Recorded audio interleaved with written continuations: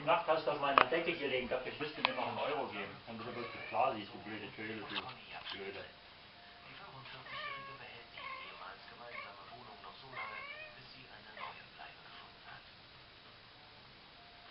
Georg lebt mittlerweile bei seinem Vater. Sarah Köster hilft den beiden Männern stundenweise im Haushalt und hat sich mit Kim Jaksch angefreundet. Die 18-jährige Schülerin besucht Georg und Willi auch nach der Trennung ihres Stiefvaters von ihrer Mutter noch regelmäßig. Diese Sendung wurde Ihnen präsentiert von der Pflegeformel mit Macadamiaöl von Folipanette. Hast dich versteckt, halt dich mit Willi.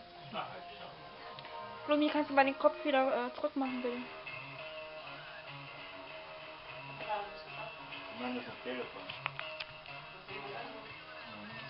Vielleicht sind sie weg, wenn sie dich sehen, Schatzi.